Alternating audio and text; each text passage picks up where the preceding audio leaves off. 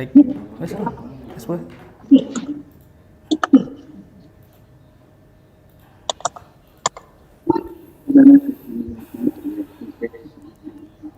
Tes. Ya, udah masuk ya suaraku ya. Apakah suara saya sudah masuk? Masuk ya. Pembicara Mbak Bu Lili udah siap ya? Lili Suyanti, Ibu Lili Suyanti. Ya, Mungkin ya, bisa ditampilkan videonya. Akan segera kita mulai. Oke, sebentar.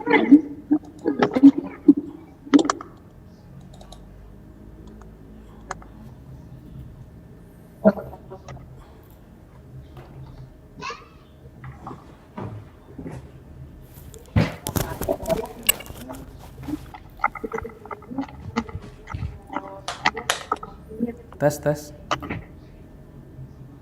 Ya.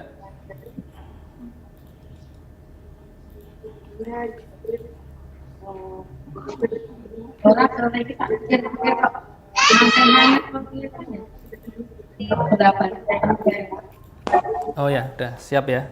Bu Lili udah siap ya? Ya, udah. Ya, oke, baik. Oke, kita mulai aja sebelumnya. Assalamualaikum warahmatullahi wabarakatuh. Selamat pagi, menjelang siang ya, rekan-rekan semua. Jadi,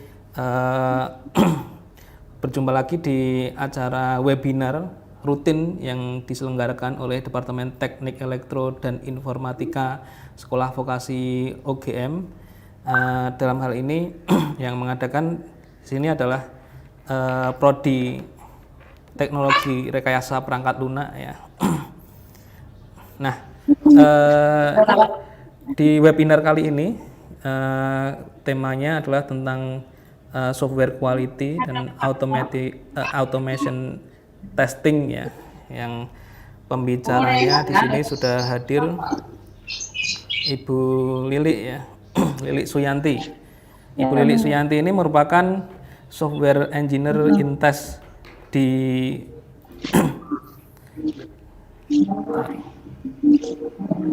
di Ruang Guru ya. Nah, kemudian kita baca sedikit tentang CV Ibu Lili Suyanti. Yang pertama, latar belakang pendidikannya S1 ditempuh di jurusan Ilmu Komputer Jenderal Sudirman University ya. Kemudian terkait dengan technical knowledge ada terkait dengan automation.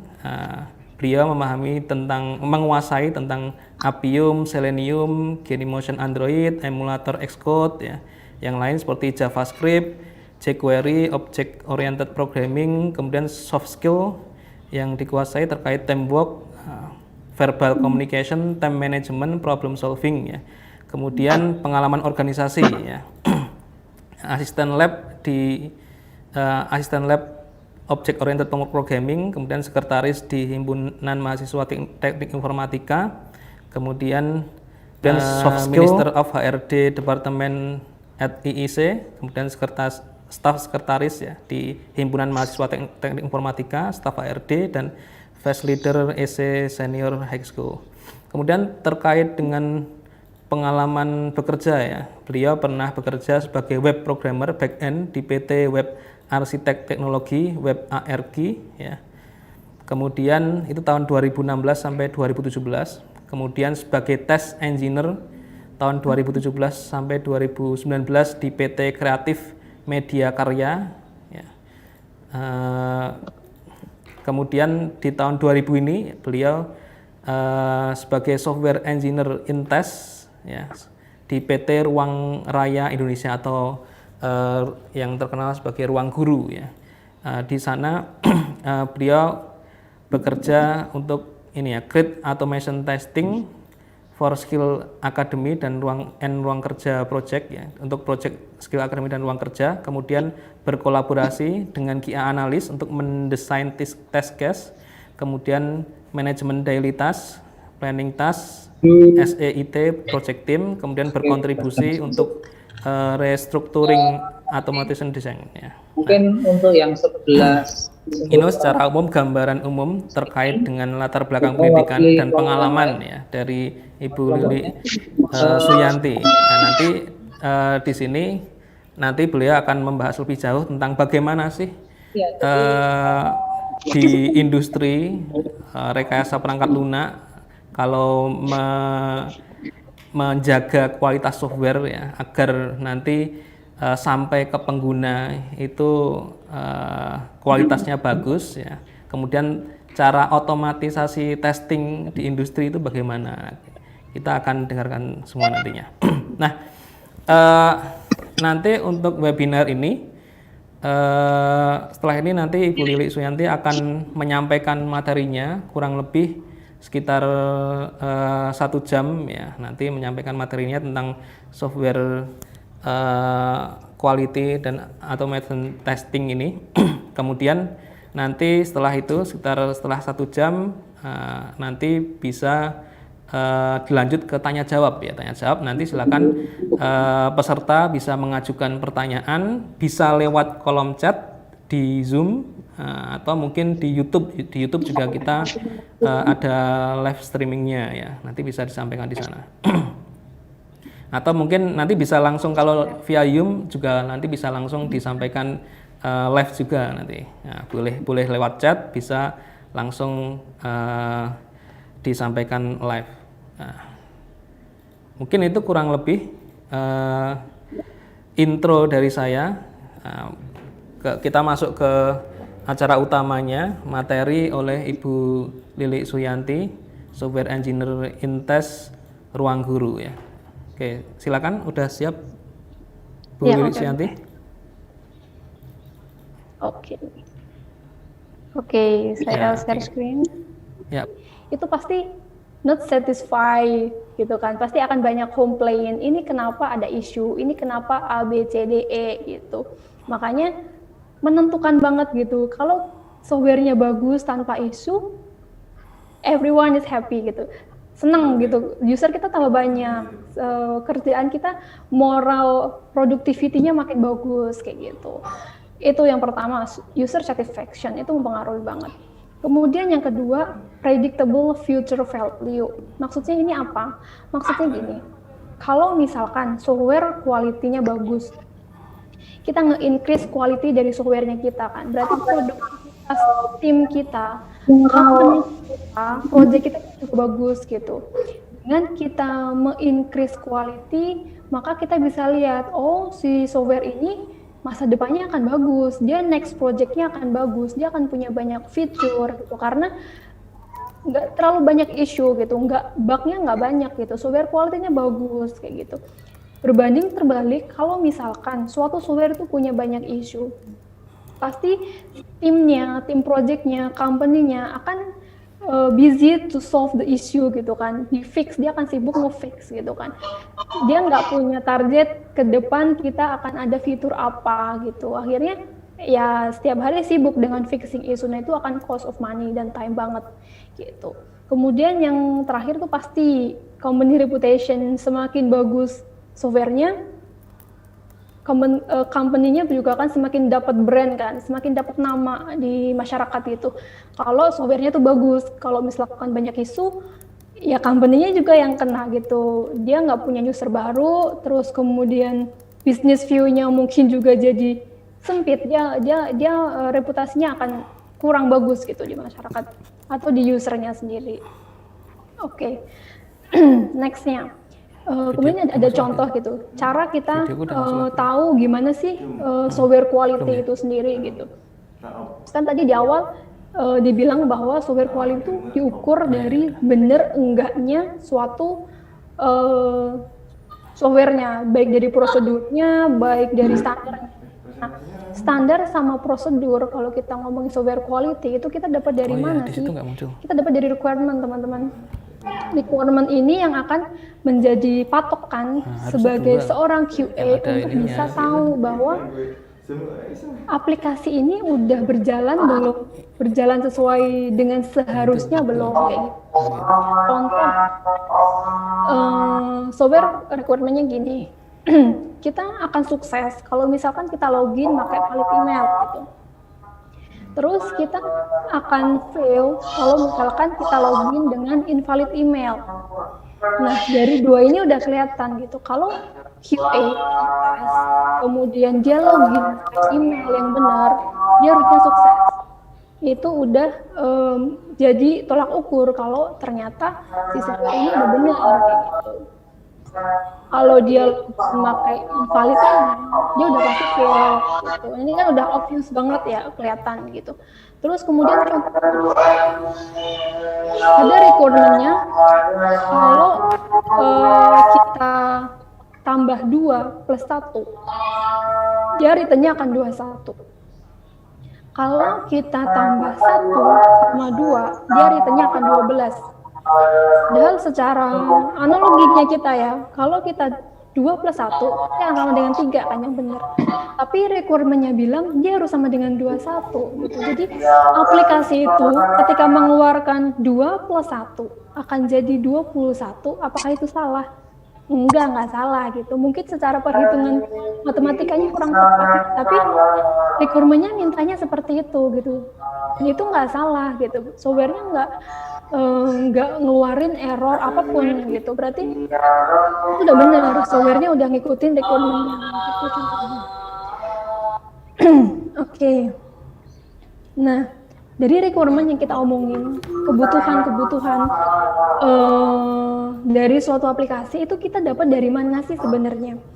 Kalau di real dunia kita kerja biasa ya, sebagai QA kita biasa dapat, dia bisa jadi di product manager, bisa jadi dari analisnya, product analis yang analyze produknya, fiturnya kayak gimana, dari product desainnya, dari stakeholder macam-macam, bisa dari user luarnya, bisa dari siapapun, dari developernya pun sebenarnya bisa gitu. Jadi requirement ini kita dapatkan untuk bisa kita tes, kita bisa tahu, bisa kita jadikan tolak ukur ketika kita akan nge-QA suatu software gitu. Itu dari requirement-nya. Kemudian dalam bentuk apa sih biasanya requirement-nya itu kita dapat? Requirement ini macam-macam ya. Kalau bilangnya itu PRD, Product Requirement Document, itu bisa dalam bentuk diagram. Diagramnya juga macam-macam gitu, tergantung siapa yang bikin gitu.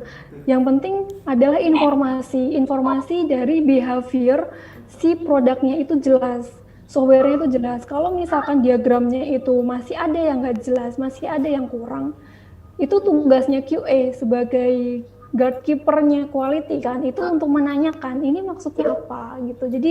Jadi seorang QA pun kita harus kritis gitu, kita nggak boleh bisa dikompromis gitu.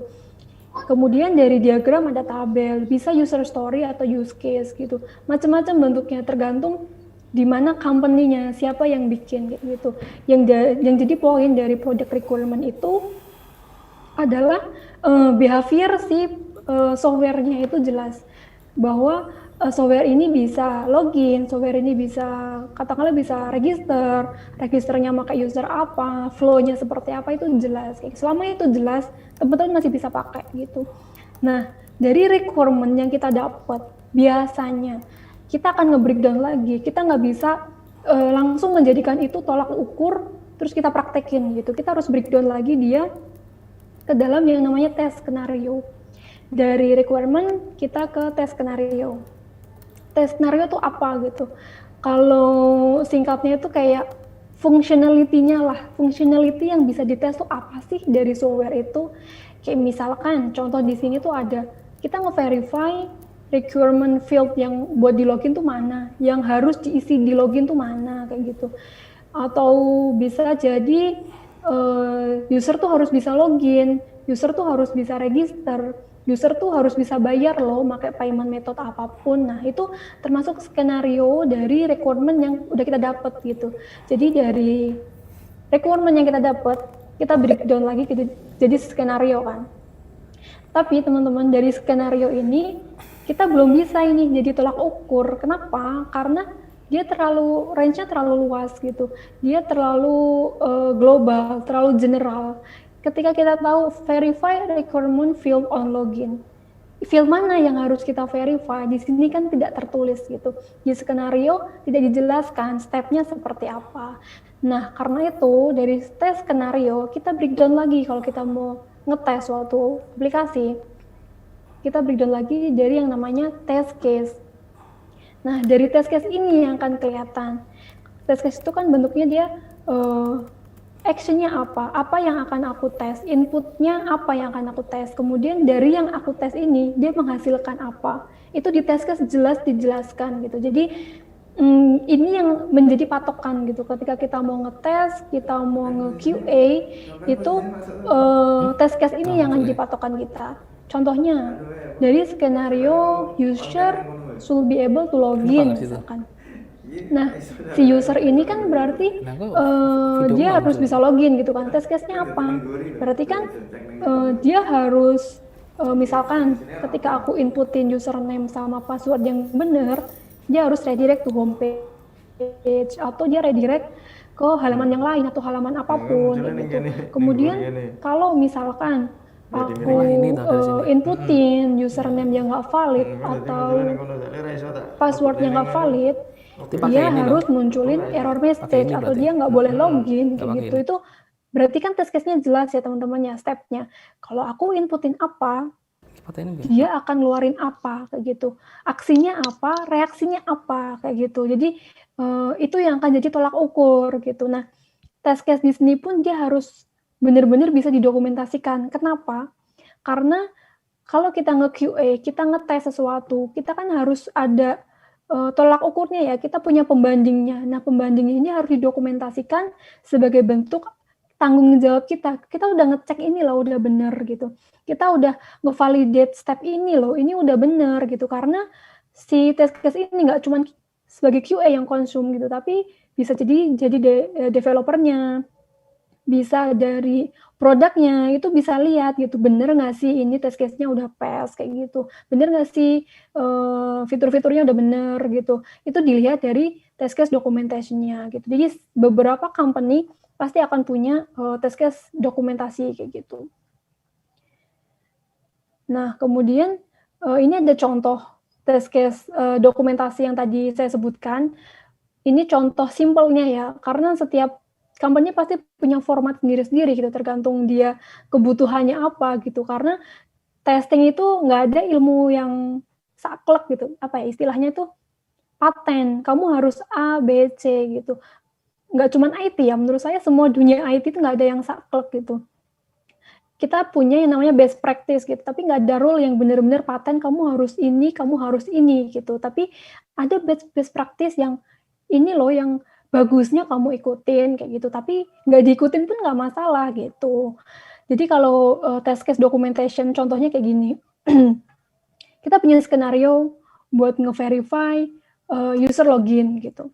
Test case-nya apa? Kalau kita lihat user harus bisa ke homepage ketika kita inputin valid username atau valid password gitu. Stepnya apa? Berarti yang pertama kita inputin username-nya, kita inputin valid password-nya, kemudian kita klik login gitu kan. Expected-nya ketika kita klik login, terakhir itu adalah homepage-nya harus visible kayak gitu. Entah itu homepage URL-nya, entah itu dari icon yang bisa menandakan kalau ketika step-nya ini berhasil, dia ada di verify terakhir, ada di suatu tempat, suatu hal terakhir yang harus kita verify kalau ini benar-benar berhasil gitu.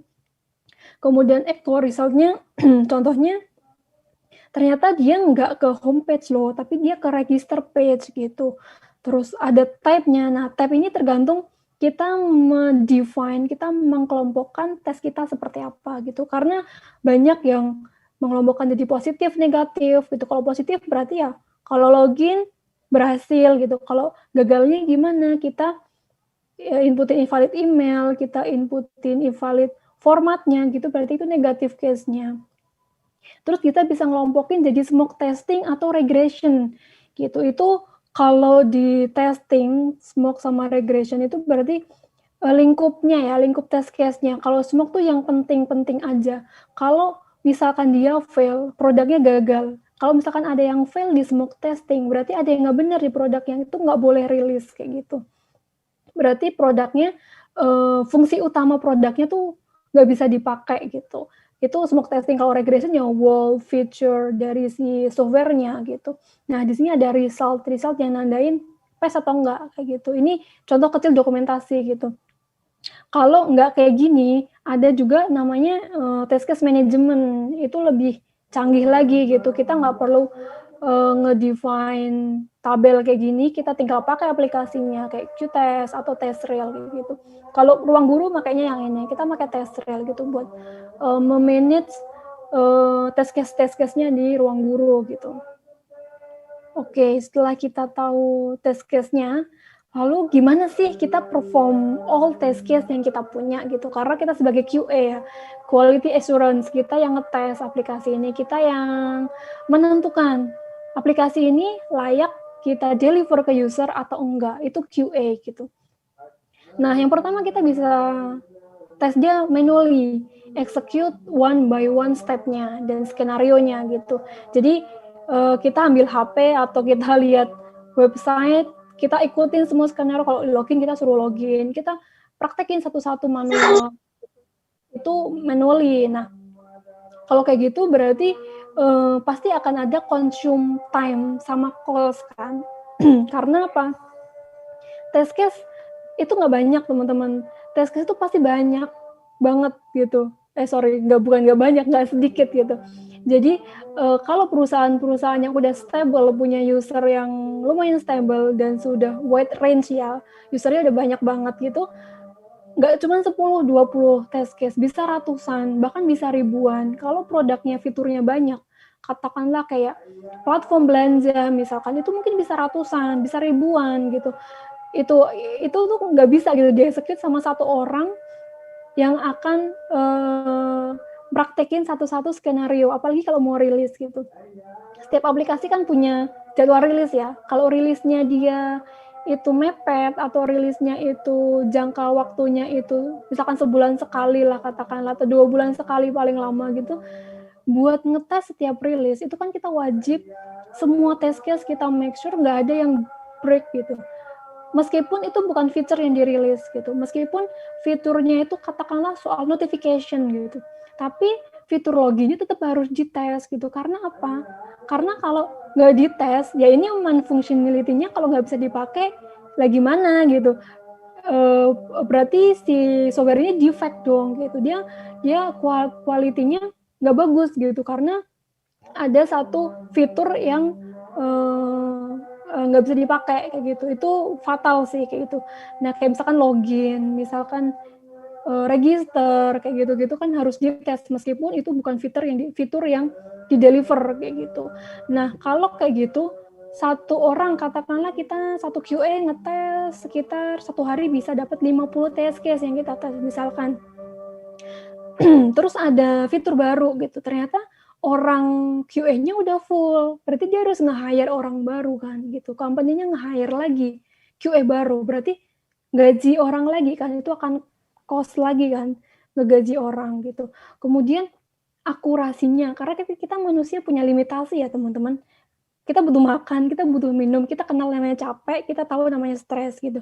Kalau sampai satu QA aja, misalkan dia ngetes 100 test case, kemudian di test case ke-50 dia udah capek banget.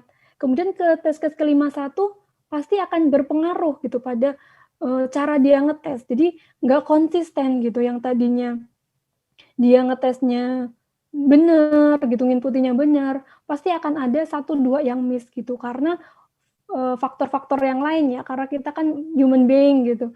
Nah kemudian speed-nya gitu. Speed ketika kita yang tadi saya sebutkan human being yang punya stres, punya capek, speed-nya tuh dia nggak akan konsisten. Sekarang bisa cepet, tapi makin lama mungkin dia bisa makin lambat gitu. Bisa jadi dia kebiasaan ngetesnya dia cepet, tapi tenaganya habis, dia akan slow lagi gitu. Jadi nggak konsisten hasilnya gitu. Itu yang pertama. Terus kemudian kalau misalkan dia punya platform yang banyak, aplikasinya platformnya ada web, ada Android, dia ada iOS, kayak gitu, ada desktop misalkan.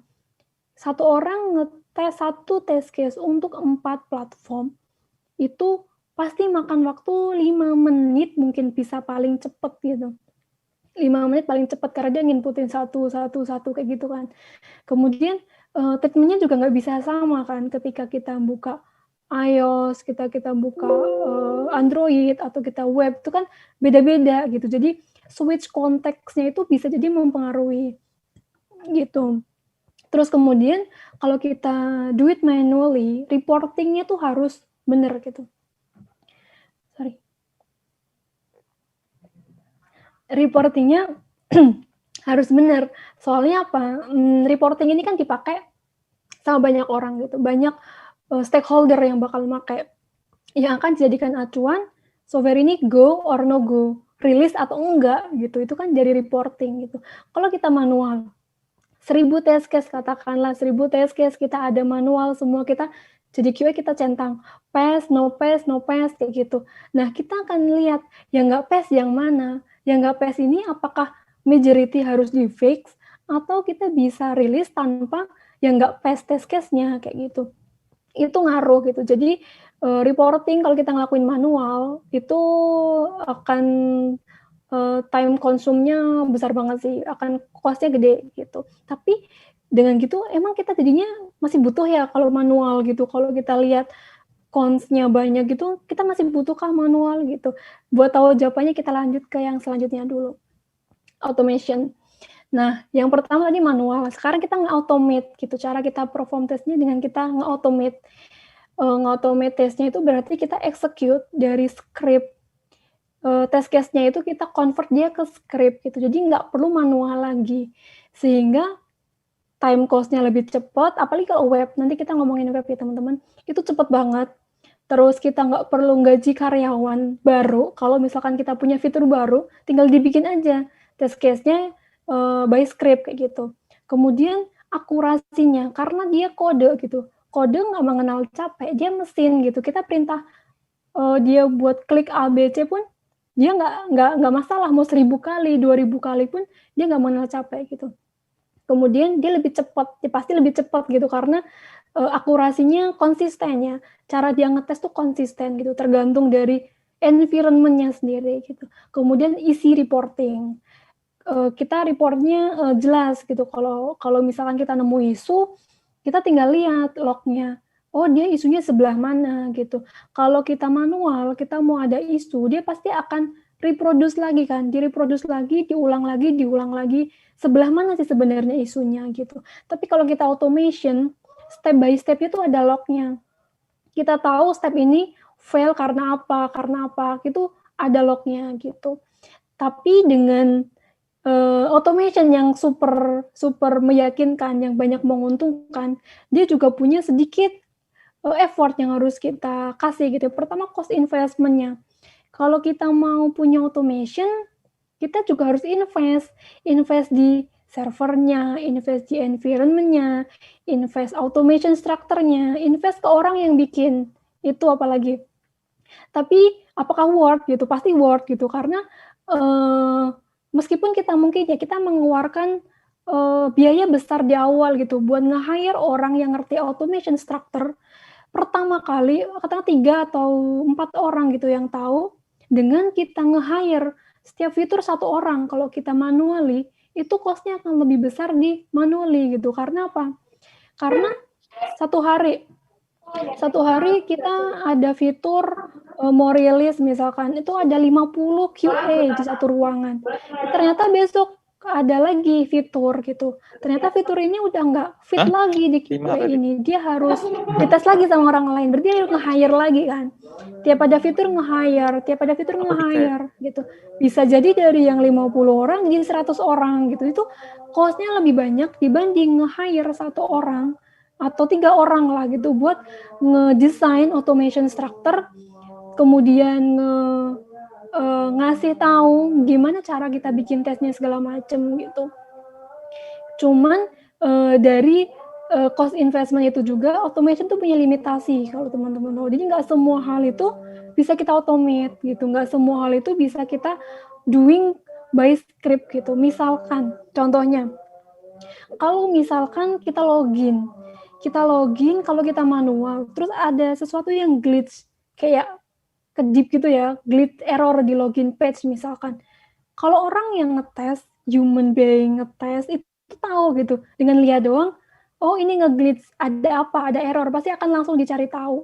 Sedangkan kalau automation, kalau kita nggak masukin parameter, nanti kalau ada glitch, kamu catch ya. Kalau ada glitch, kamu bilang error gitu. Dia nggak bakal bilang error gitu. Karena script automation kan manusia yang bikin gitu. Dia nginputin dari test case. Dia nginputin dari parameter-parameter yang emang dia tahu. Ketika ada parameter baru yang menghasilkan error, dan dia nggak tahu, si automation juga nggak bakal bisa baca gitu. Itu. Kemudian misalkan warna gitu. Ini kok warnanya sedikit lebih mungkin terang, atau ini kok ikonnya jadi lebih kecil gitu. Automation pun nggak bakal bisa nangkep kalau kita nggak ngasih tahu sebelumnya. Tapi kan itu isu ya, isu impromptu, isu yang tiba-tiba datang gitu. Kita nggak bisa tahu kalau bakal ada isu itu. Jadi automation pun akan bilang ini past. Meskipun ikonnya sebenarnya nggak fit, ikonnya tuh nggak benar kayak gitu. Nah dari sini kita bisa jawab sama yang tadi ya. Apakah kita masih butuh manual? Pasti masih butuh gitu. Karena sebesar apapun company gitu, mau kita sekelas kayak Google gitu, contohnya ya, atau Facebook gitu, meskipun mereka punya automation, mereka pasti punya QA manual. Entah mereka nge-hire, entah mereka dari third party, research, sourcing dan sebagainya, kayak gitu pasti punya. Karena ada hal-hal yang emang nggak bisa di-cover nih sama automation, kayak gitu. Nah, untuk bisa nge-cover automation limitation itu butuh QA kan, QA manualnya buat nambahin si parameter ini harus dites kayak gitu. Jadi tetap butuh. Berarti si automation ada ini bukan untuk nge-replace, tapi untuk membantu meringankan, nge-improve yang tadinya inconsistent jadi konsisten, yang tadinya time sama cost-nya increase jadi decrease kayak gitu. Jadi membantu buat hal-hal yang memberatkan QA manual, kita ringankan dengan yang namanya automation gitu. Jadi dengan automation ini, yang tadinya akurasinya kurang tepat, yang tadinya bug-nya masih suka kelewatan gitu, dengan automation ini bisa membantu gitu. Karena automation kan dia nggak mengenal capek ya, dia nggak ada third party, nggak ada efek-efek lain atau hal-hal lain kayak misalkan capek atau yang lain sebagainya gitu yang bisa bikin dia error gitu, kecuali automation structure-nya emang bermasalah. Nah kayak gitu, itu makanya investment-nya harus bener di automation design awalnya kayak gitu. Oke, nah terus gimana kalau kita automation testing dengan robot gitu? Di sini saya fokusin ke robot. Sebenarnya banyak di luar sana ya. Kalau di Ruang Guru sendiri itu makanya robot framework namanya. Dia tuh based on Python. Kalau teman-teman tahu. Nah itu tuh dia punya sintaknya tuh based on keyword gitu. Jadi kalau misalkan dari tesnya itu dia bilang klik button login gitu. Nah di sini juga ada namanya klik button gitu. Kalau misalkan dia inputin suatu username atau inputin password, di robot framework pun juga ada gitu. Nah robot framework sendiri dia juga support sama Selenium sama Appium gitu. Kalau kita sedikit sneak peek-nya si robot framework sendiri. Nah, si robot framework itu kalau teman-teman baca di sini robotframework.org itu introduction-nya dia itu cukup clear gitu. Dia tuh bisa dipakai dengan bahasa Python, terus kemudian dia tuh bisa buat HP atau Appium buat ngetes platform iOS, Android, terus dia juga dipakai buat web gitu. Nah, salah satunya akan kita bahas nanti kita praktekin adalah yang web. Nah, dari sini dia punya library yang bakal kita pakai. Nah, library-nya itu sendiri ada yang kayak operating system. Operating system tuh berarti kayak kita ngeset environment sebagainya berhubungan sama operating system. Di situ ada di robot framework-nya. Terus kemudian kita bisa nge-screenshot kalau lagi gagal.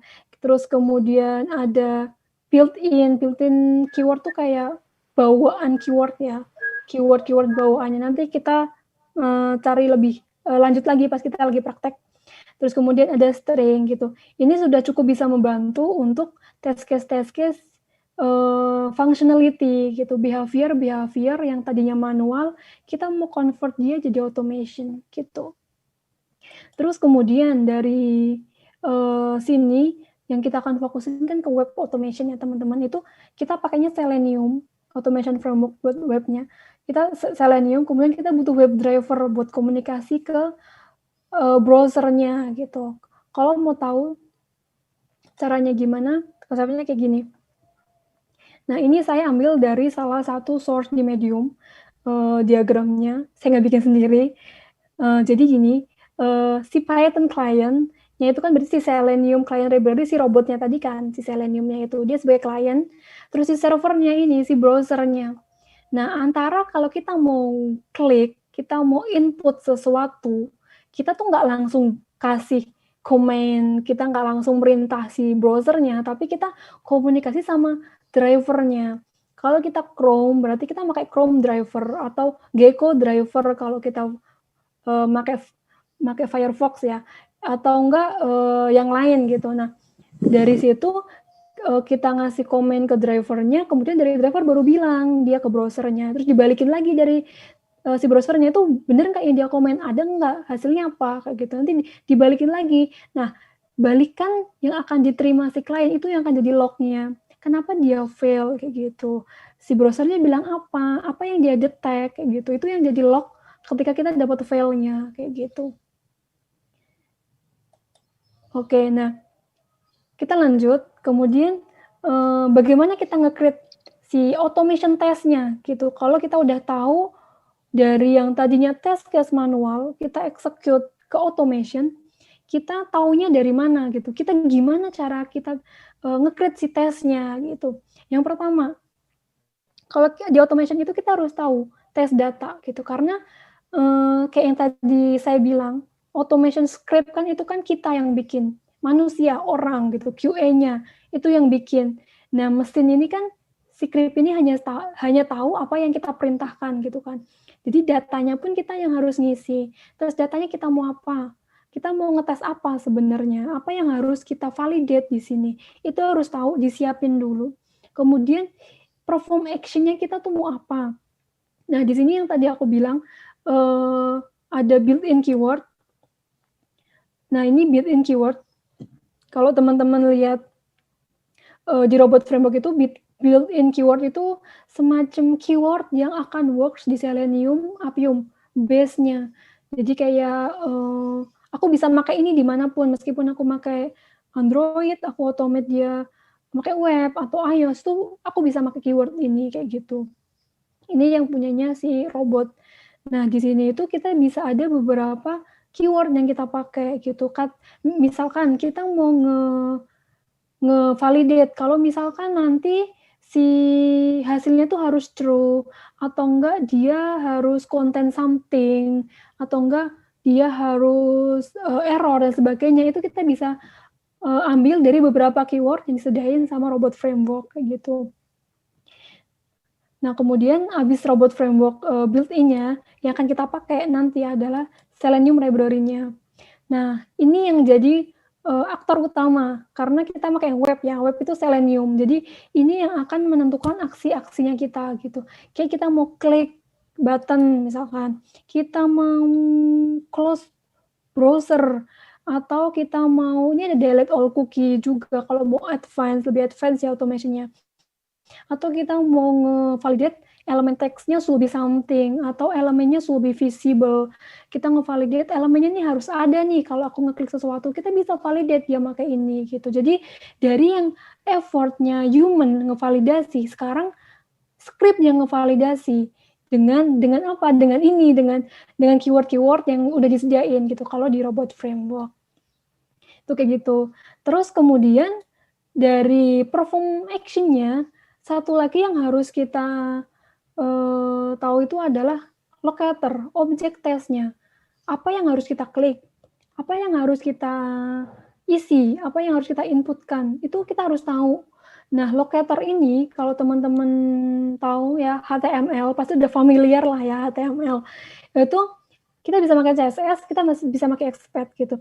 Kapan kita bisa pakai CSS sama Expat itu depends sama software yang kita tes gitu. Karena ada beberapa software, oh ya dia tuh nggak match kalau kita pakai CSS, dia nggak oke kalau kita pakai Expat gitu. Dia lebih bagus kalau kita pakai Expat mungkin atau CSS gitu. Jadi nggak ada rule paten kita harus CSS kalau kayak gini-gini tuh nggak ada gitu. Jadi teman-teman bisa pakai sebutuhnya gitu. Kalau misalkan emang softwarenya nggak support sama, oh dia nggak bisa pakai CSS, ya kenapa kita harus pakai CSS kalau dia nggak support gitu? Kita harus pakai Expat kan berarti gitu.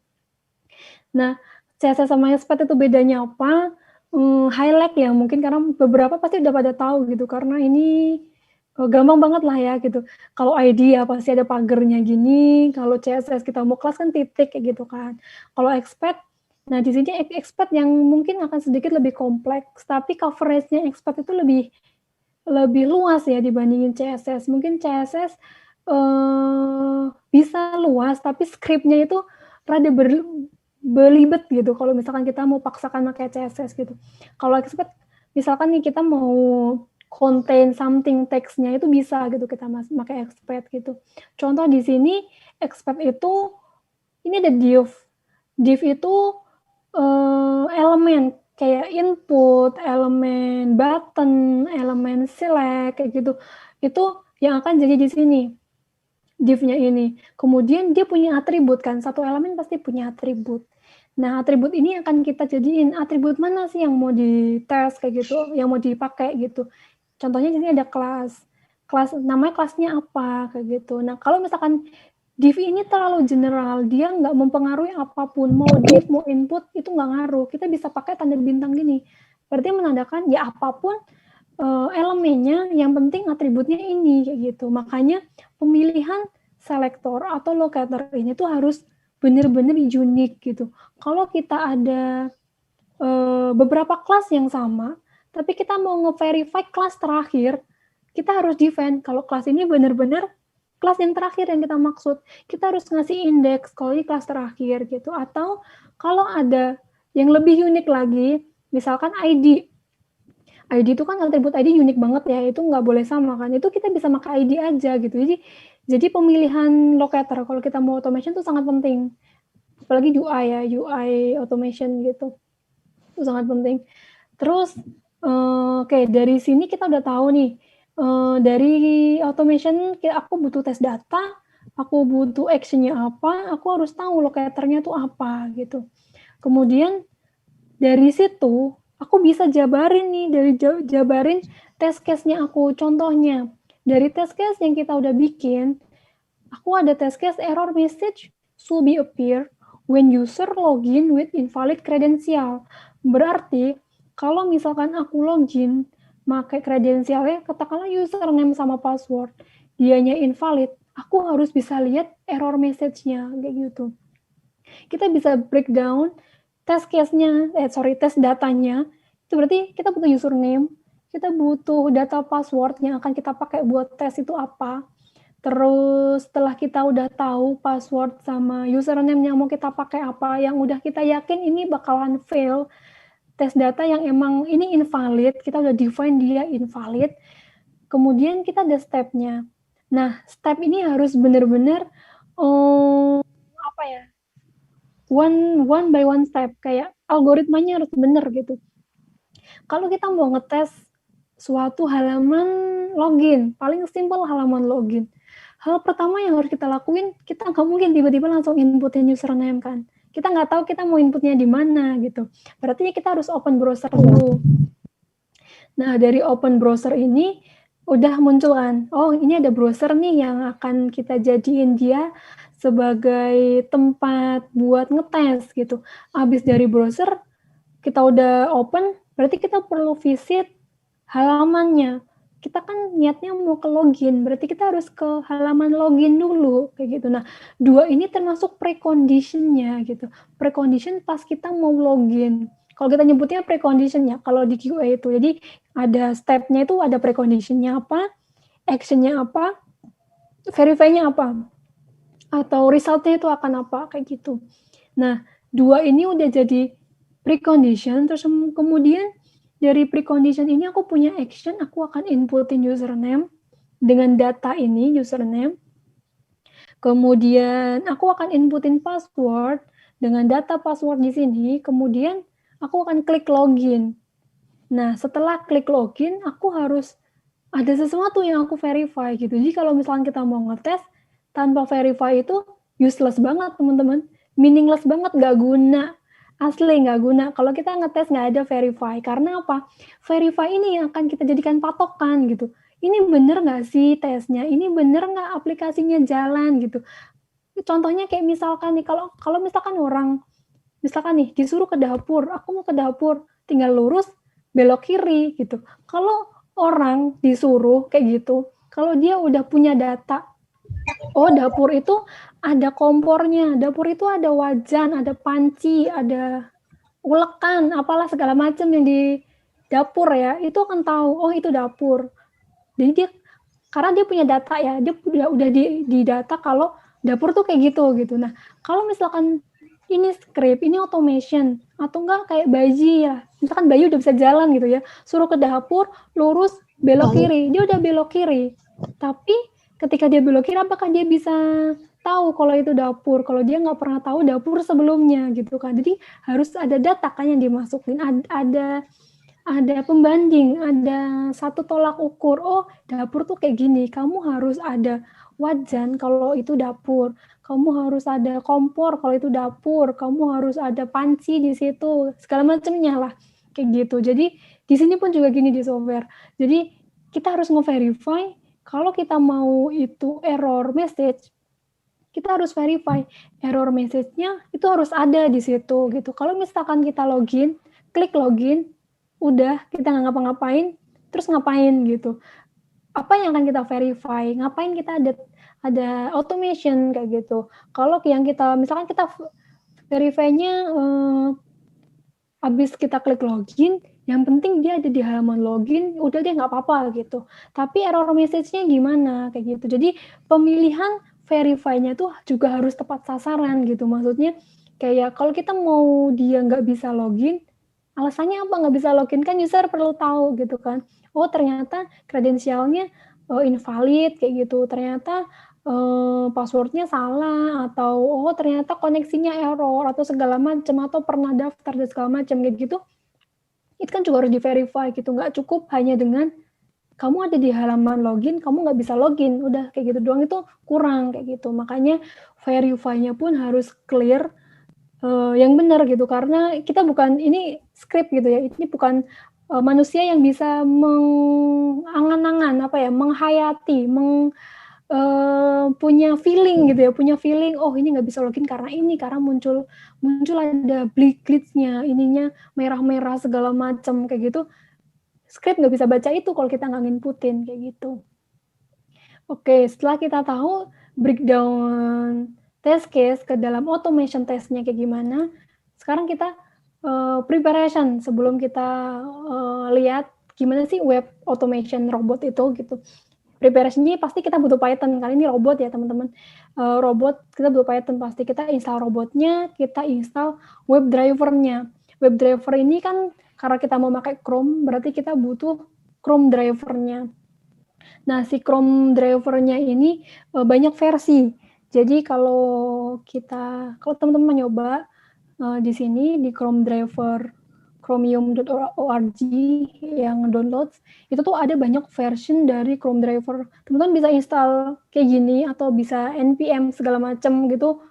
Teman-teman bisa nyari tahu sendiri di Google cara installnya gitu. Nah, versinya itu harus match sama versi Chrome. Kalau enggak itu bisa nggak match, itu bisa error gitu. Bisa jadi itu akan nge-crash dan nggak nge-automate si tesnya gitu.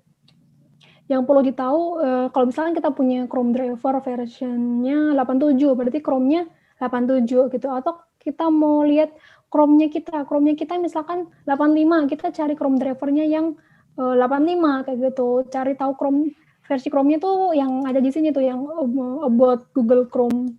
Teman-teman bisa tahu masing-masing version Chrome-nya teman-teman berapa. Gitu, oke. Dari preparation-nya kita udah selesai, kita udah punya browser, kita udah punya web driver, kita udah punya robot framework sama Python-nya. Nah, yang selanjutnya langsung aja kita coding gitu. Nah, kalau teman-teman mencoba, ini aja ada repo yang bisa teman-teman lihat, bisa di-clone sendiri kalau mau nyobain base project-nya gimana, ada di sini. Terus kemudian nanti tinggal di-install dependensinya, pakai Python mau pip 3 atau teman-teman masih pakai pip doang juga nggak masalah gitu. Nanti ngerannya seperti ini, robot, minde, result, login gitu. Nah, di sini pun udah ada guideline readme-nya kalau teman-teman mau lihat di sini, how to run-nya. Kalau nanti mau nyoba-nyoba after dari event ini pengen nyoba, bisa clone, bisa coba praktekin gitu. Nah, dari sini project-nya udah ada kan di lokal, jadi kita langsung coba praktek. Nah, ini contoh simple banget script buat kita nge-automate satu test case. User should not be able to login with invalid credential. Jadi kita punya credentialnya invalid nih. Terus kita mau coba login. Sini saya loginnya pakai loginnya UGM. Kita coba login, kita verify dia beneran invalid nggak gitu. Nah, yang pertama kan kita punya yang tadi aku bilang preparation datanya. Kita preconditionnya, kita open browser dulu gitu. Open browser, kita browsernya apa? Kita Chrome kayak gitu. Nah, cara kita tahu, gimana kita tahu si keyword ini punya parameter apa aja, itu teman-teman bisa lihat di yang tadi keyword-keyword di sini aku share. Itu ada yang namanya open browser. Nah, di sini open browser dia punya param apa aja, ada URL-nya apa. Ketika dia open, dia otomatis akan nge-hit URL sesuatu. Nah, itu bisa dilihat di sini gitu. Capability yang yang dipunya sama setiap keyword-nya gitu. Kita nyebutnya ini keyword gitu. Keyword itu kayak ya action-nya lah, action atau step-nya kayak gitu yang akan kita pakai. Kayak gitu. Itu ada macam-macam ya. Teman-teman kalau mau lebih deep lagi tentang robot framework bisa coba sendiri. Kayak gini. Terus kemudian dari open kita akan go to. Aku akan ke halaman login. Ini halaman login gitu. Semua keyword yang saya pakai di sini termasuk yang go to ini tuh semua ada di Selenium sama di built-in gitu. Kalau misalkan teman-teman tergantung ya teman-teman mau pakai step-nya apa gitu. Jadi makanya sebelum kita masuk ke yang poin sini, kita nge-declare, nge-breakdown step by step dari automation kita, pastiin dulu teman-teman ngerti test skenario-nya apa, test case-nya apa gitu, baru bisa di-breakdown. Kalau kita kosongan, kita nggak tahu. Pokoknya aku mau nge-verify, kalau dia login, dia invalid, tapi step-nya apa kita nggak tahu juga itu percuma gitu. Jadi kita harus tahu step-nya kayak gimana. Terus habis itu karena kita udah tahu, berarti kita bisa nge-breakdown di sini. Oh, step-nya aku pertama aku ke halaman login dulu. Terus yang kedua aku inputin dulu kayak gitu. Oke, yang setelah kita go to login page, which mean di sini ya. Terus kemudian kita input text-nya. Nah, input text ini pun ya teman-teman, itu ada di sini, input text. Ada punyanya si Selenium, antara Selenium, nah ini, input text. Dia punya argumen apa sih di input text gitu. Dia punya argumen locator yang tadi saya jelaskan, ada CSS, kita bisa pakai expect, object test-nya kita, itu locator. Kemudian teksnya, ini value. Kita mau ngasih value apa di locatornya gitu. Nah, clear true ini tuh ketika kita nge-input sesuatu, kemudian di locatornya udah ada value, kita clear apa enggak value-nya kayak gitu. Taunya dari mana kayak gitu. Baca aja dokumentasinya gitu. Kalau nanti teman-teman udah semakin terbiasa tanpa lihat keyword pun teman-teman akan hafal gitu. Oh, cara makanya ini kayak gini kayak gitu. Oke. Next itu setelah kita input teksnya, berarti kan locatornya ya, aku pakai ID gitu. Kalau kita lihat di sini, cara kita inspect ya, saya kasih tunjuk dikit. Nah, kita udah di halaman ini kan yang mau kita automate.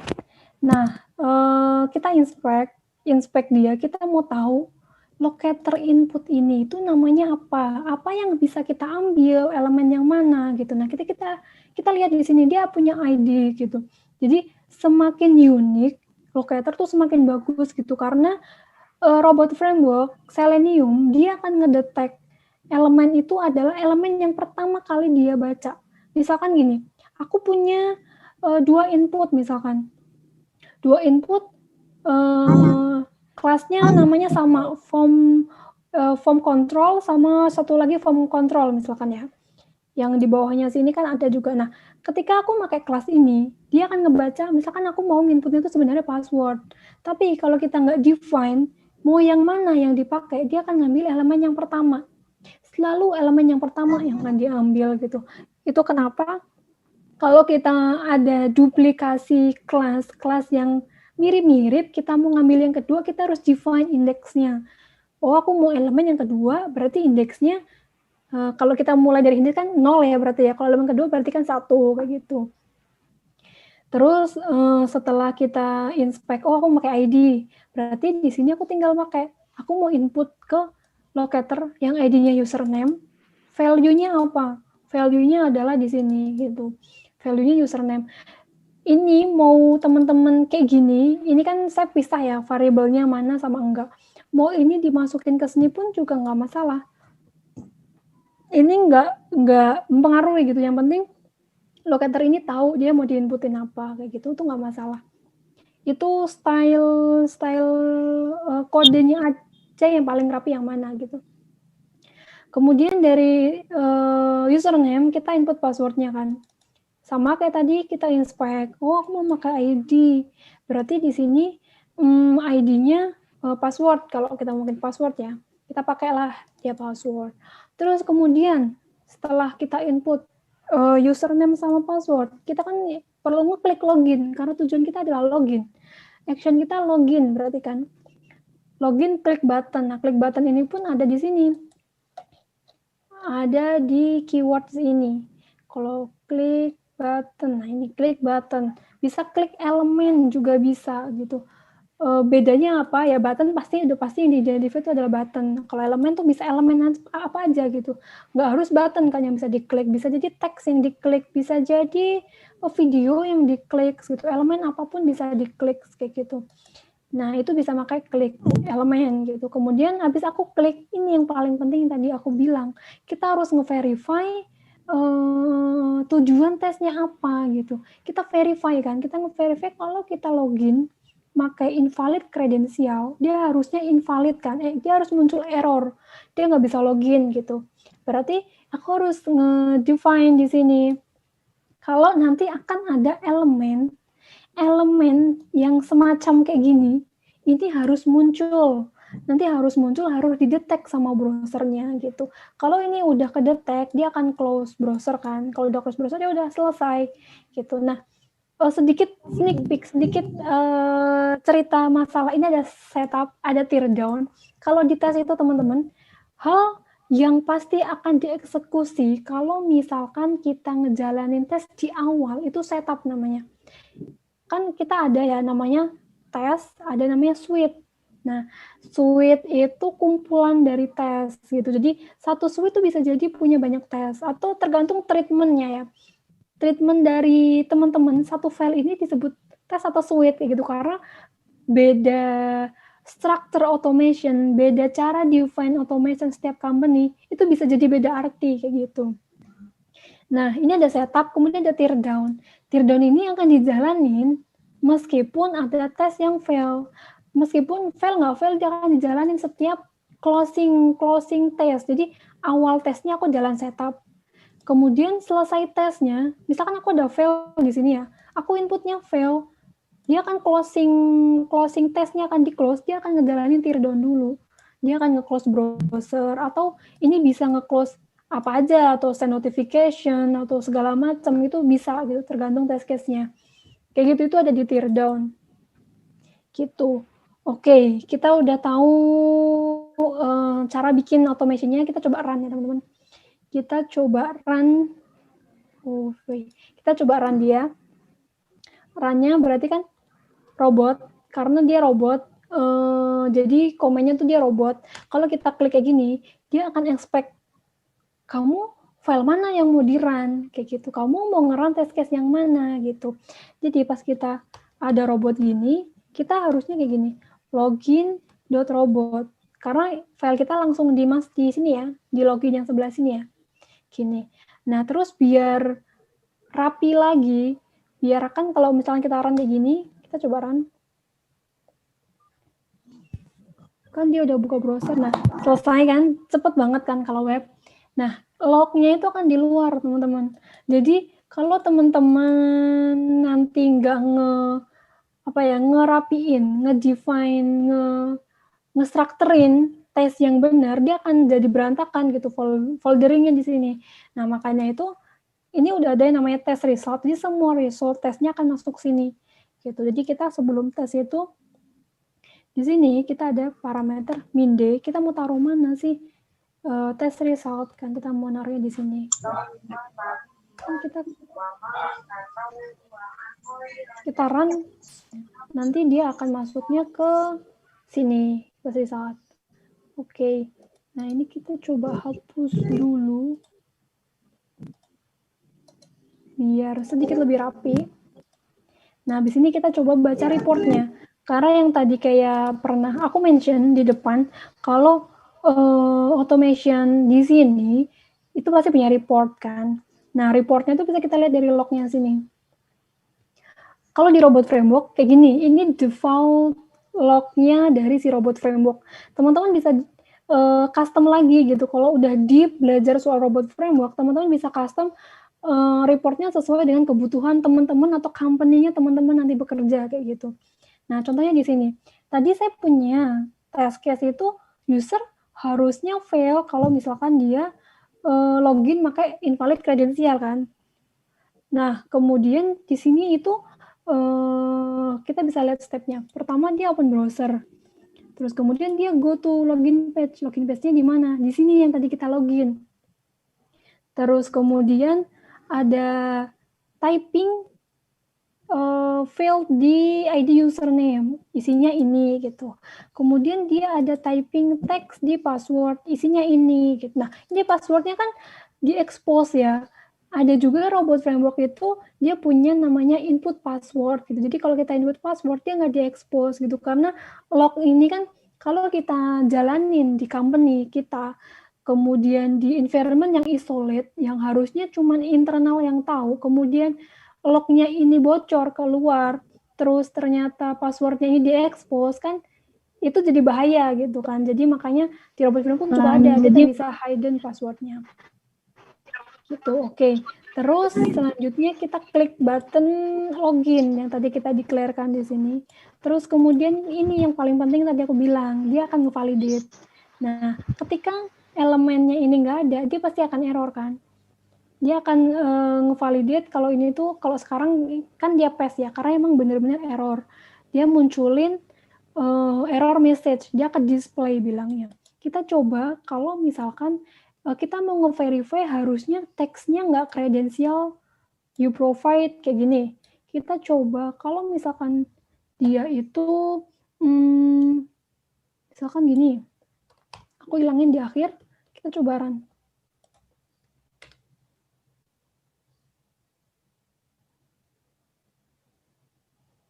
Nah, dia akan fail kan teman-teman.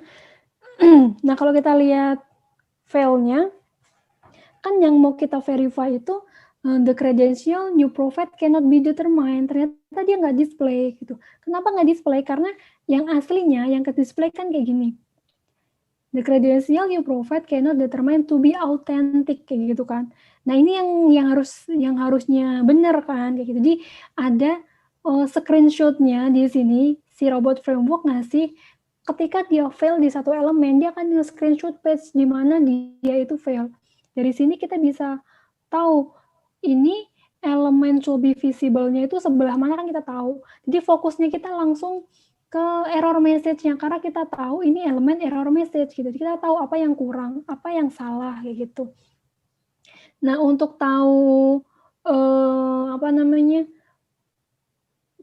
gimana dia bisa fair, kan tetap butuh orang yang menilai kan, tetap butuh human yang bilang kalau ini fail di sini, ini fail di sini. Jadi reportnya tetap ke orang gitu. Jadi kita makanya kenapa kita masih butuh QA manual, kita masih butuh orang yang memanual kayak gitu. Karena kalau misalkan ini reportnya kayak gini, biasanya kan di report lagi ulang kan. Kita bilang ke QA-nya, oh ada fail di sini gitu. Pasti sama mereka akan divalidate gitu. Divalidate 2 kali kalau ternyata itu benar-benar fail gitu.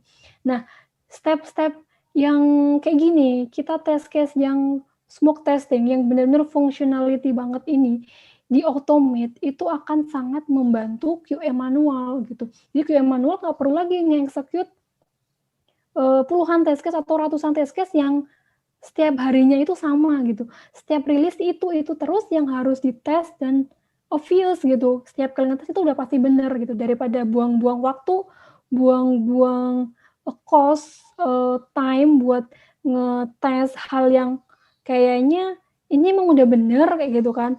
Di automate aja itu lebih gampang gitu. Jadi teman-teman bisa fokus ke yang lain gitu. Soalnya kalau di dunia kerja itu biasanya teman-teman, kalau hari ini kita ada rilis, QA itu nggak cuma ngetes apa yang akan rilis gitu. Biasanya dia akan ngetes next release juga gitu. Jadi company itu udah prepare. Hari ini rilis fitur A.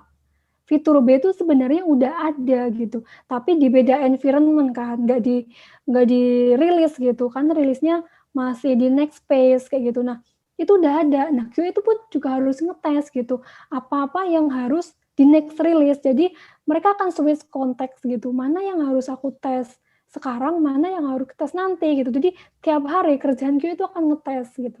Jadi dengan adanya automation pasti akan sangat membantu gitu. Fokus dari rilisnya pun nggak begitu besar, terus kemudian bisa fokus ke next release kayak gitu. Itu salah satu poinnya. Terus kemudian dari report ini kita tahu kalau kita coba sekali lagi, kita coba sekali run lagi, teman-teman bisa perhatiin dia open browser langsung cepet gitu kan, langsung cepet banget dia nge-run. Kalau kita lihat time execute-nya itu ada sampai di sini bisa kita lihat 5 detik eksekusinya. Di sini ada 4 detik buat tesnya. Kita tahu input itu dia berapa lama, sepersekian berapa second kayak gitu, kita tahu di sini. Jadi cepet banget sampai kita kadang web itu sampai kadang bisa terjadi namanya flaky test itu karena saking cepetnya dia gitu. Karena software itu kan kadang ngerender suatu elemen itu lama. Tapi si automation ini dia butuh ngedetect elemen ini cepat gitu. Akhirnya dia akan flaky, dia fail. Nah, failnya itu ternyata bukan karena ada isu, tapi karena emang elemennya belum render, elemennya belum kedetek kayak gitu. Nah, kalau kayak gitu kayak gimana solusinya? Kita set aja speed-nya. Kalau di sini kita bisa kasih contoh set Selenium speed. Ada suggestion-nya. Speed mau berapa second?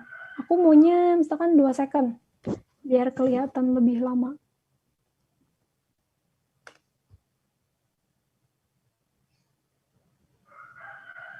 Nah, nggak secepat yang tadi kan kalau kita lihat.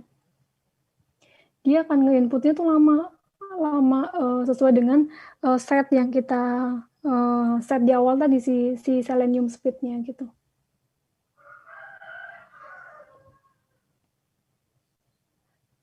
Nah, oke. Nah, udah kelihatan kan teman-teman. Nah, dari situ, dari tes yang tadi udah kita jalanin, kita bisa tahu nih tesnya kita ternyata speed-nya misalkan kecepatan, atau misalkan speed-nya kurang lambat, atau misalkan dia error karena speed atau karena apa, itu bisa kita detect gitu. Ada screenshot-nya. Kalau teman-teman mateng di strukturnya bisa di-record itu tesnya gitu. Jadi kalau automation invest-nya itu di bagaimana kita meng-structure, kita ngedesain automation environment-nya kita kayak gitu. Nah, setelah tadi praktek, sebelum kita closing, Ada summary, kita bisa rangkum dari yang tadi kita tahu bahwa kita tuh bisa nge-improve loh testing speed, akurasi testingnya, reporting sama time consuming dari testingnya itu dengan automation gitu. Jadi instead of kita ngeklik make jari tangan kita gitu, ngetes manual setiap hari, itu kita bisa biarin aja script yang ngejalanin kayak gitu. Itu akan improve sih banyak gitu pengalaman dari terus kemudian dari yang kedua automation punya limitasi yang tadi, makanya kita masih butuh manual kayak gitu. Terus kemudian yang ketiga itu adalah verification. Itu step yang sangat penting kalau teman-teman bikin automation atau bikin ngetes, nge-create something itu verification itu sangat penting karena dia akan useless atau meaningless kalau misalkan emang nggak ada verifikasinya kayak gitu. Oke, ini yang dari summary kita udah terakhir. Mungkin kalau teman-teman ada yang mau ditanyain, silakan saya balikin ke moderatornya. Terima kasih. Baik, terima kasih Mbak Lili ya. Saya panggil saja Mbak. Oke. Ya, tadi sudah cukup menarik ya paparan yang disampaikan oleh Mbak Lili tentang bagaimana sih cara kerja software tester ya, terutama tadi dibahas di tempat kerjanya ya. Dari mulai tadi software itu pasti tidak ada yang tidak ada bug-nya ya. Kemudian apa sih pentingnya software quality, kita memastikan software quality-nya yang bagus ya. Yaitu agar nanti si testernya itu tidak menghabiskan waktu untuk fix berbagai isu yang nanti akan mempengaruhi reputasi perusahaan. Maka dari awal itu kualitas software-nya, pengembangannya agar software quality-nya harus bagus ya. Kemudian tadi kita juga membahas tentang ada tes skenario, tes case, tes documentation, juga ditunjukkan langsung ya, dipraktekkan penggunaan tadi robot framework dan Selenium ya. Nanti Anda bisa mencoba sendiri masing-masing di komputer masing-masing ya. Sehingga bisa tahu kalau nanti kerja sebagai tester itu gambarnya seperti apa sih, tool apa yang dipakai ya. Nah, mungkin tadi yang ditunjukkan ini ya untuk testing di web ya. Kalau testing di aplikasi mobile sendiri ada pengalaman nggak? Apakah di sana juga ada pekerjaan yang terkait dengan tester untuk aplikasi mobile? Iya ada itu. Ada Kalau ya. kita pakai mobile itu kita namanya Appium. Appium ya. Yang kita siapkan Appium. Kalau yang web kan kita platformnya itu web itu browser ya berarti objeknya kita. Nah kalau Appium tuh berarti kita harus punya emulator atau kita bisa real device gitu. Nah itu setupnya antara kita web application sama mobile itu bisa dibilang lebih ribet kalau kita mobile gitu. Karena kita kita mainannya itu ada simulator soalnya ya, ada simulator yang harus kita setup. Gimana cara simulator ini bisa ngebaca, kita nge-inspect-nya sendiri tuh butuh third party lagi gitu. Jadi emang kalau mau belajar tuh investnya bagus gitu. Kalau di mobile juga. Ada untuk tool automation yang untuk aplikasi mobile apa aja? Ada nggak? Kalau ada. Yang biasa pengalaman dipakai yang ya. Dipakai ya. Yang biasa dipakai di sana kan ya. Genymotion ya. Kayak gini modelnya Genymotion. Ini lumayan super berat kalau di komputer. Nah kayak gini. Enggak screen-nya. Ini Genymotion itu lumayan berat sih. Jadi teman-teman harus nyiapin komputer yang emang bener-bener speknya lumayan ya. Gitu. Nah itu Genymotion. Ada namanya UI Automator. Nah, kalau kita web kita bisa inspect klik kanan kan. Nah, kalau di mobile kita inspeknya ada UI Automator Viewer kayak gitu. Itu punyanya Java sih. Gitu. Jadi kita bisa kalau udah install Java harusnya bisa udah pakai gitu. Atau enggak kita bisa pakai Appium Desktop gitu. Atau enggak Xcode kalau iOS. Karena kan kalau Genymotion itu buat mobile Android ya. Kalau buat iOS sendiri kita ada namanya Xcode. Nah, itu kan karena iOS eksklusif jadi simulatornya emang Xcode gitu. Ada juga cloud simulator kalau udah advance di mobile testingnya ada cloud-nya sendiri gitu. Oke, terima kasih.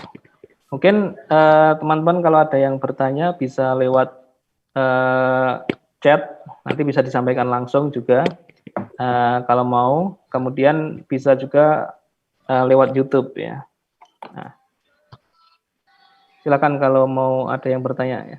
Mungkin ini pertanyaan pertama dari Pak Alif ini ya. Bagaimana sih memilih software testing yang sesuai dengan yang kita kerjakan ya? Langsung dijawab aja boleh, Pak? Oh, boleh. Bagaimana kita memilih software testingnya? Sebenarnya software testing itu banyak, itu depends dari kebutuhan ya. Misalkan gini, kalau saya mau ngetes sesuatu yang simple, kayak misalkan aku cuman pengen nge-verify kalau dia bisa login, semacam kayak gitu doang gitu. Itu instead dari aku bikin yang ribet, ini yang kayak kan ada tuh namanya tes ng ya, yang jadi pembanding lah ya. Tes ng itu kan skripnya nggak mungkin human readable gitu kalau buat teman-teman yang emang suka coding gitu. Tapi dibandingin robot framework yang emang high level, kita tahu keywordnya klik elemen should be visible kayak gitu. Dibandingin tes ng yang emang harus tahu struktur coding gitu. Jadi tergantung user yang pakai, siapa yang mau pakai. Kalau yang pakai itu orang-orang yang emang misalkan emang tujuannya itu nggak terlalu spesifik, jadi dia harus benar-benar tahu coding, nggak masalah pakai tes ng gitu. Tapi maintenance-nya juga harus tahu gitu. Karena tes ng kan coding ya, real coding gitu. Kalau teman-teman bisa bandingin dengan robot framework yang kayak keyword, bahasanya gampang banget dipahami, bahkan orang yang baru belajar pun sehari pasti bisa. Kayak gitu. Jadi kalau mau orang yang nggak ngerti apa-apa tapi pengen ngetes, robot framework itu merekomen gitu. Tapi kalau emang udah punya basic coding dan emang mau yang advance, ya kayak mirip tes ng atau yang lain-lain itu banyak ya, itu bisa dipakai juga gitu. Jadi consider siapa yang akan pakai, apa yang mau dites kayak gitu. Oke, terima kasih jawabannya Mbak Lili. Oke, silakan kalau ada yang bertanya. Ini adalah dari Laindo ya. Laindo mau menyampaikan langsung atau dari komennya aja? Atau saya bacakan? Laindo. Menyampaikan langsung. Ya, boleh, silakan Laindo. Tapi nggak pakai video ya, Pak. Yes.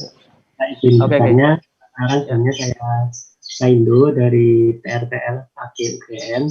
Nah, apakah tim QA itu bisa dapat tugas untuk melakukan penilaian terhadap coding yang sudah dibuat dari programmer?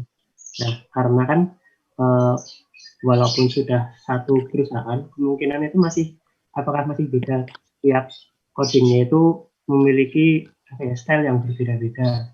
Nah, terus apakah jika ada masukan dari QA, apakah bisa langsung melakukan penyempurnaannya atau melaporkan ke bagian mana seperti itu? Terima kasih. Oke, siap. Ya, mungkin hubungan antara programmer dengan tim QA. Ya. QA ya, oke. Ya. Di sini penilaian yang dimaksud sedikit ambigu ya, menilai code style-nya kah atau menilai hasil code-nya gitu. Kalau QA itu kan biasa kita menilai produknya ya, produknya yang dihasilkan sama si developer ini, misalkan ada bug atau ada sesuatu, itu kan kita harus report. Nah, itu salah satu kita menilai code-nya juga, oh ternyata code-nya dia ada yang salah, kayak gitu. Nah, itu kalau kayak gitu, itu tergantung manajemen perusahaannya ya. Karena setiap perusahaan itu punya cara yang sendiri-sendiri untuk mereport. Tapi bagusnya, kalau dari pengalaman, cara kita nge-report bug itu yang pertama kita discuss dulu sama orang produknya. Kita discuss, kita nemu ini, baru kita akan report ke developernya, kayak gitu. Nah, kalau untuk penilaian yang kedua mengenai code style, karena kalau berarti kita ngomonginnya tentang QA automation ya, yang biasa bersinggungan sama code-nya developer, itu biasanya code style-nya itu nggak semua code style. Jadi kayak misalkan gini, front-end punya cara nge-declare locator yang beda dengan yang kita butuhkan. Kita butuhnya misalkan ini di elemen A ini aku butuh ID. di elemen B ini aku harusnya punya ID atau punya sesuatu yang unik gitu. Tapi ternyata front end-nya nggak ngedefine itu. Nah, kita bisa bilang gitu, karena itu emang buat automation purpose kayak gitu. Kalau untuk menilai code style-nya sendiri, itu saya jarang menemukan ya, karena QA sama FA itu kan front end atau developer lah ya, yang dimanapun itu kan pekerjaannya beda gitu. Apa yang mereka tekuni itu beda. Kalau kita menilai mereka bagusnya di mana, kita harus bring up itu source-nya dari mana gitu. Karena sebenarnya kan developer itu yang lebih deep gitu. Kenapa dia code kayak gitu? Kalau misalkan emang kita misalkan tahu nih, code-nya dia harusnya nggak kayak gini. Dia harusnya misalkan looping-nya salah dan segala macam. Bisa dikasih tahu gitu. Kita bilang kalau ngerjain looping-nya gini, impact-nya akan kayak gini loh. Akan menyebabkan crash, misalkan akan menyebabkan ada bug atau issue. Itu masih make sense sih dari QA. Jadi dipilih-pilih aja gitu yang related sama QA itu kira-kira model code yang seperti apa gitu. Kayak gitu sih. Oke, terima kasih. Ya, Mbak. Terima kasih. Ada lagi pertanyaan mungkin dari lain dulu, cukup ya? Ya. Cukup. Oke. Ini dari Daru ya. Mau menyampaikan langsung atau dibacakan? Daru. Langsung aja. Oke, silakan. Jadi ini Mbak, kan dengar kalau ada rumor bahwa seorang QA itu harus memiliki latar belakang IT. Nah, kalau dalam dunia kerja itu apakah memang demikian? Seorang misalkan dengan latar pendidikan lain, dia nggak bisa menjadi seorang QA engineer kayak gitu. Oke, menarik gitu. Sebenarnya nih, Mas Daru ya, Mas Daru dan teman-teman yang lain, dunia IT itu bukan background yang kita lihat gitu. Kalau pengalaman saya ya, pengalaman itu yang dilihat itu bukan background, tapi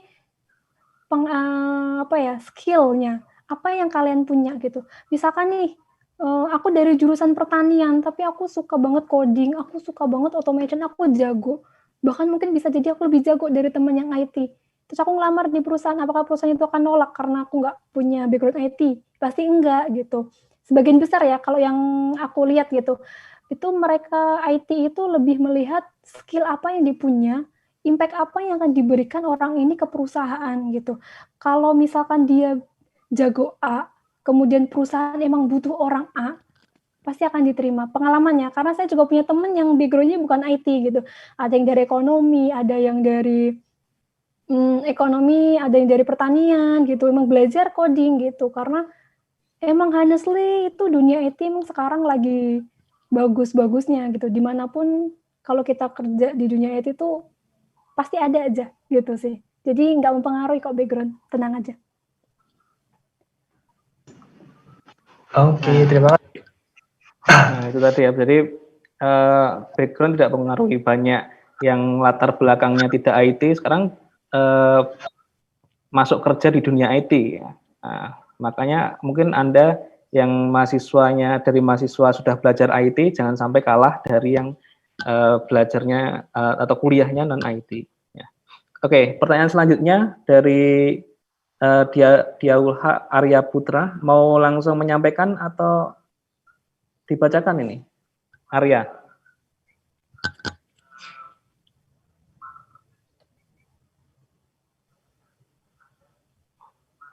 Oke, baik. Bacakan aja. Izin bertanya, seandainya saya diminta untuk mengetes suatu aplikasi toko online ya, berbasis web dan mengetes dengan robot tadi, test case-nya yaitu berhasil mengorder barang, contoh baju di aplikasi tersebut. Salah satu hal yang disiapkan adalah data. Nah, Mbak, jika tes itu berhasil, maka data case itu masuk ke dalam database aplikasinya atau tidak, nggih? Oke. Testingnya ya. Oke.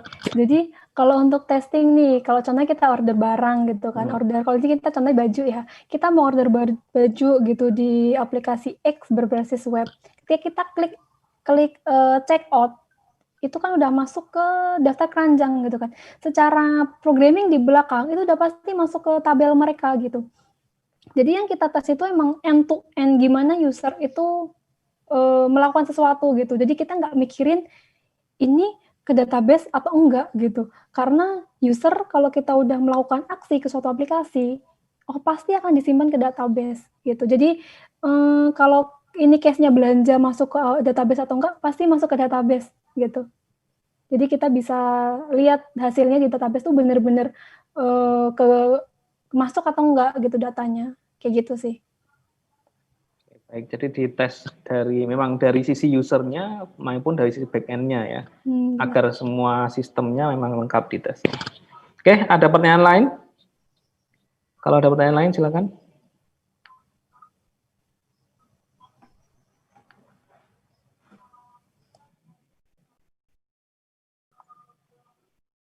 Oke, kalau belum ada mungkin sedikit bertanya.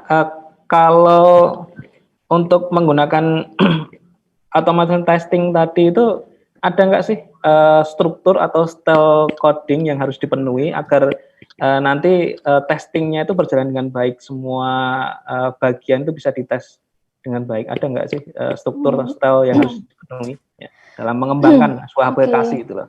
Ya.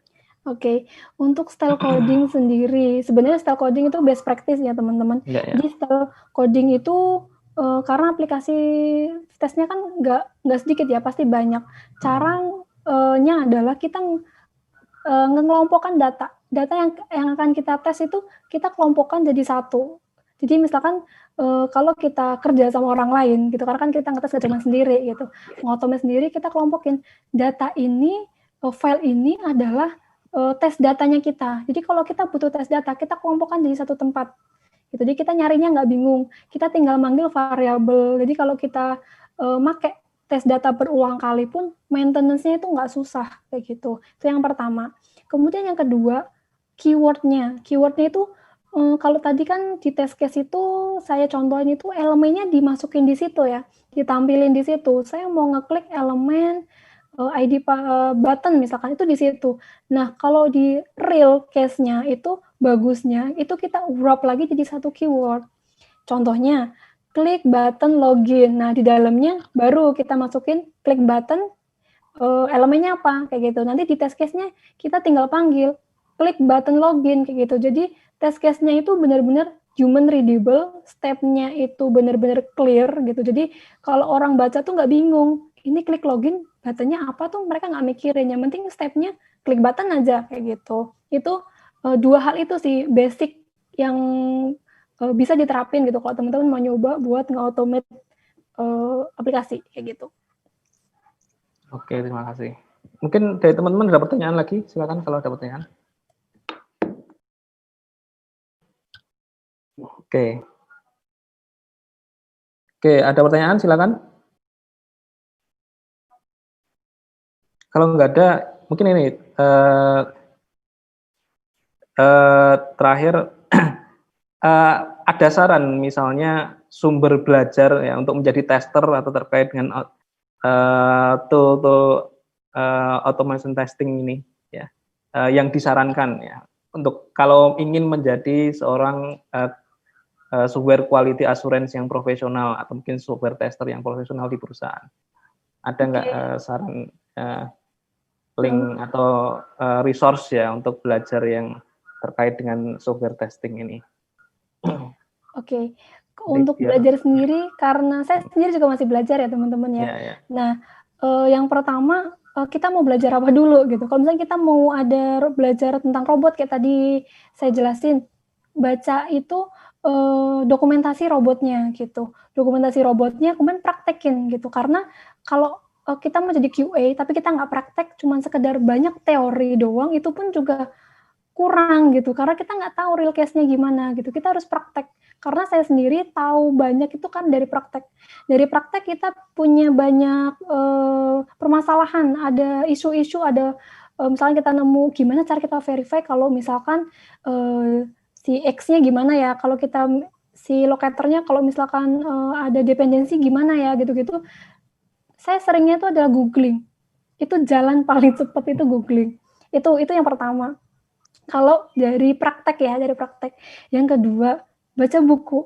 Nah, saya sendiri juga masih belajar baca buku gitu ya, karena banyak banget kalau dari buku itu benar-benar kan dia itu hasil implementasi ya. Buku-buku itu kebanyakan kan emang apa ya, kayak sudah melewati ujinya gitu, udah diuji ini, berarti si konsep ini emang udah ada yang make gitu. Nah itu teman-teman bisa cari tahu tentang buku-buku testing kayak gitu di Kindle atau di Amazon dimanapun kayak gitu. Ada rekomendasi judulnya nggak? Judulnya teman-teman bisa tahu teknik testing. Teknik testing itu kita nge-breakdown tes tuh kayak gimana gitu. Ada yang soal boundary dan lain-lain kayak gitu-gitu. Nah itu teman-teman bisa cari teknik testing. Nah itu teknik testingnya black box testing. Nah itu base-nya sih. Kalau mau jadi QA itu dulu gitu. Itu dulu kalau tahu tuh bagus banget gitu sih. Oke, terima kasih. Oh, ini ada pertanyaan lagi saya. Mbak, saya ingin bertanya. Ini mau sampaikan langsung atau dibacakan ini? Muhammad FS. Oh ya, dibacakan ya. Mbak, saya ingin bertanya, jika jadi tool testing yang robot itu apakah bisa digunakan untuk auto buy, Shopee dan kawan-kawan ya? Jika bisa, apakah sudah pernah coba Mbak? Misalnya 11 Harbolnas. Pakai tersebut agar bisa dapat promo flash sale cepet-cepetan itu ya. Dan apakah kita termasuk kecurangan? Bagaimana cara mengantisipasinya? Nah, ini pertanyaan yang cukup menarik ya. Gimana, Pak? Oke. Apakah bisa? Yang pertama, apakah bisa? Pasti bisa gitu, karena dia human, adapt end to end-nya human ya, pasti bisa gitu, karena apalagi cepat banget kan. Pasti bisanya bisa. Apakah pernah mencoba? Tentu belum. Saya belum pernah nyoba sampai ke situ gitu, karena saya kasihan sama teman-teman yang emang lagi menunggu gitu kan, kalau saya curangin kasihan gitu. Terus kemudian apakah hal tersebut bisa dilakukan, dapat promo, tadi udah dijawab ya bisa. Terus apakah itu kecurangan?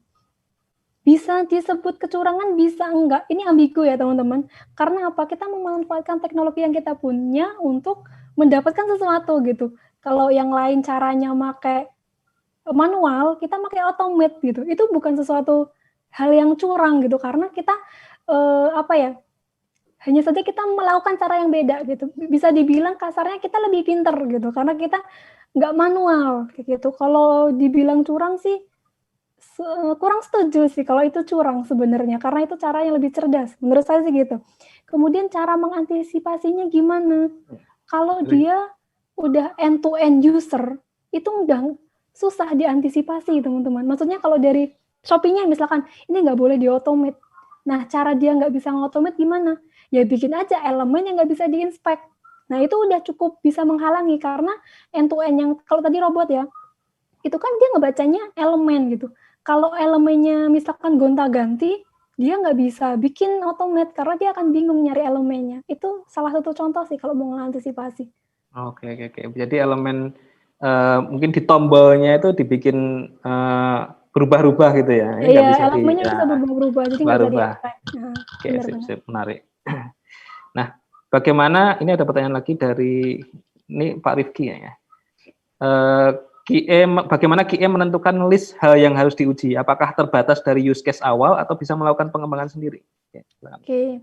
Untuk use case yang diuji itu bisa kita melakukan pengembangan. Misalkan kita punya requirement-nya hanya diminta kita login dengan user yang valid invalid. Terus kemudian kita kepikiran, kalau user itu pakai format yang salah gimana? Ya kita bisa coba gitu. Ternyata pas kita coba, kita expect-nya dia harusnya gagal. Ternyata dia berhasil. Itu kita bisa tanyakan langsung gitu ke produknya buat ngedesain. Ini saya coba pakai format begini kok berhasil ya. Ini expected nggak ya? Kayak gitu contohnya. Jadi QA itu emang harus kreatif, bisa berkembang sih. Untuk bisa test case-nya apa, kita harus out of the box gitu mikirnya. Gitu sih. Oke, mungkin itu dari pengalaman juga. Pengalaman biasanya yang perlu dites apa aja gitu ya. Oh, benar. Oke. Ada lagi teman-teman pertanyaannya? Silakan. 1 atau 2 pertanyaan lagi boleh kalau ada. Nggak ada?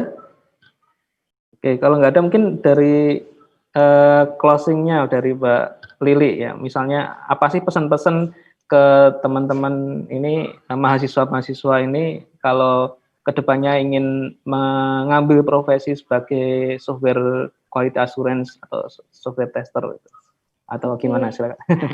Oke, silakan. mungkin pesan yang terakhir ya sebelum kita Ya. closing itu dunia IT kan luas ya teman-teman ya. Ya. Kalau kita tahu IT itu hanya sekedar developer, IT itu hanya sekedar jadi programmer gitu kan enggak gitu. QA termasuk dunia IT, PM product management termasuk dunia IT. Gimana cara dia nge-manage suatu tim? Timnya kan IT gitu. Itu bidang IT juga ada itu. Kalau nggak salah dulu saya kuliah diajarin juga. Nah itu, jadi kalau kita mau coba buat ngambil salah satu bidang, misalkan QA atau PM, itu siapin dari pas kuliah fokusnya gitu. Karena kita bisa banyak hal itu pun nggak bagus gitu. Karena itu bukan nilai plusnya kita. Itu lebih bagus kalau kita punya satu hal yang emang benar-benar kita bisa. Hal yang emang benar-benar kita jago di situ. Itu lebih bagus daripada kita jago semua hal gitu. Tapi kita nggak punya mana yang kita ekspor. Nah gitu. Jadi kita pertama teman-teman putusin dulu. Teman mau jadi apa? Mau jadi QA apa? Atau PM? Expert dulu. Kalian pelajarin basic lah. Kayak black box testing. Itu apa, sekedar teori dulu nggak masalah, karena masih kuliah gitu kan, belum bisa dipraktekin. Nanti pas masuk ke kerja, kan nanti pasti akan dites, teman-teman punya tahu teorinya, nanti bisa dipakai, kayak gitu sih. Oke, terima kasih pesan-pesannya Mbak. Mungkin itu untuk acara webinar hari ini ya.